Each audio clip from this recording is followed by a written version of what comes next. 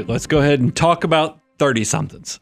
Guys, when you're 30-somethings, if I could only give you 3 to 4 pieces of advice to and take super serious, the first one is let's make wealth automatic and completely inevitable. Yeah, it's one of those things that if you can set yourself up for success, the things that you do will protect you from falling into the trap of the things that you don't do. And one of the best ways that you can master this is understanding deferred gratification. I would care more about what's going to happen to me tomorrow than what I get to experience and what I get to have right now today. Well, this is not an easy thing. I think with a lot of people, instant gratification is our default. We get caught in this present bias where if you go get a donut, that donut tastes really good. I mean, and you don't have to worry about what does that mean in the future, because if you eat donuts constantly, obviously, it's not going to turn out in the long term. Meanwhile, when you make deferred gratification decisions, is by my own, I admit this to you guys, when you start investing, you really do need to set it and forget it for like 10 years before you really get to see how the stacking upon itself feature works. That's hard. So here's what when something's hard like that, you need to create habits. And this is something we talk about, is you got to make the good habits easy, and you got to make the bad habits hard. And one of the first things you can do to make the good habits easy, a good habit is setting up automatic wealth building. And guess what? There's some things that immediately come to mind. Your employer's plan, your 401k, get that match money. It also takes a percentage of your income that's just automatically going to go in every month. That is making a good habit very easy. Another thing that you can do is you can follow the financial order of operations. Brian, do you have the deliverable? Let me do it right here. If you go to moneyguy.com/resources, download the food. This will actually walk you through the 9 tried and true steps of what to do with your dollars to make those habits easy, make those good habits easy and reinforceable. So not only are you doing the things like getting the employer match, but you're also making sure you have an emergency fund in place. You're going to get all of your tax-free dollars working in your Roth IRAs and your HSAs. If you can set those on autopilot, you will be amazed at how quickly your financial ship starts building. And then we'll close this one out with, I want to make the bad habits hard. How do we do this? Is that one of the first things, if money's in your pocket or money's just sitting in your bank account and it's not accounted for, it has a tendency just to slip out or kind of leak out, as we like to say. What I'd rather you do is to be very deliberate. So I create a system called forced scarcity. When you get pay raises, I want you to take the 60-40 challenge, meaning that what you'll do is your after-tax pay raise, whatever comes out, I want 60% to be allocated towards increasing your monthly investments, and then I want 40% to be left for lifestyle increases. If you can do this, you can practice this forced scarcity, it will allocate your money in a very healthy way. Once again, making the good habit very easy, but it also restricts the leakage of your money because every dollar will have a purpose. Now, we know that the 30s is a hard time. So we talk about, okay, let's make wealth automatic. Let's make it inevitable. But it's hard, it's difficult. This is the stage in life where we get pulled in 1,000 different directions by 1,000 different things. And so one of the disciplines you have to master here is not letting short-term worry, short-term obstacles, short-term problems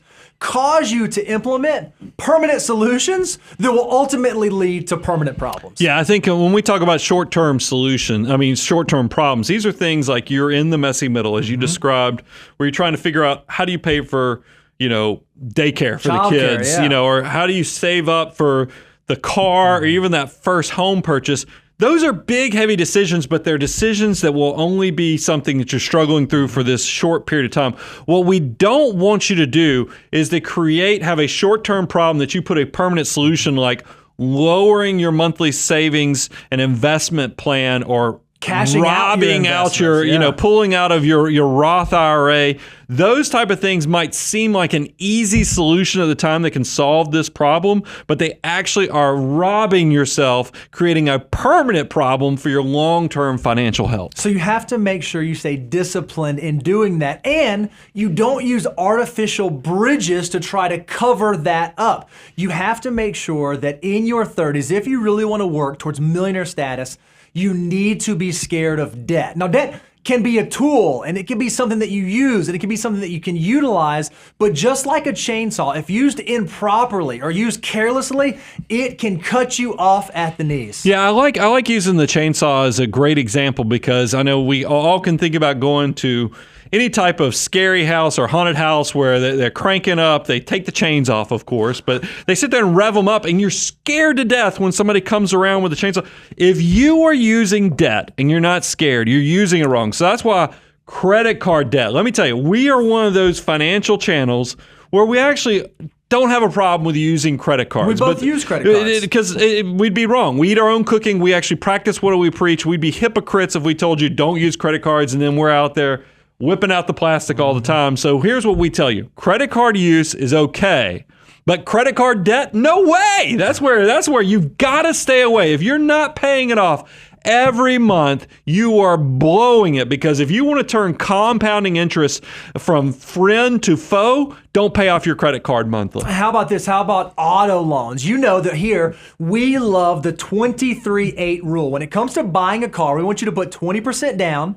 We don't want you to finance it for any more than 36 months or 3 years, and all of your auto loan payments cannot exceed 8% of your monthly gross income. Now, that's true of normal cars. If you're moving into luxury brands, if you're buying a BMW, a Mercedes, a brand like that, we want you to pay it off in 1 year. 23-8 does not apply. And the most important part of auto loan purchasing is that you must make sure your monthly investments, the amount that you are putting in your investment accounts to grow for the future, is greater than your car payment. If you're saving $200 a month and you have a $1,000 car payment, you are doing it wrong. Yeah, you know what I love about these rules, Bo, is we also have some new deliverables on this, with car buying as well as housing, because that is the money guy rule. The next one I want to talk about is housing. And this one's a hot topic right now because interest rates are way up. So this is even more important when you're making these decisions. You do need to make sure this is a long-term decision. We've got 5 to 7 years, meaning this is not something if you think you're going to change jobs, be relocated,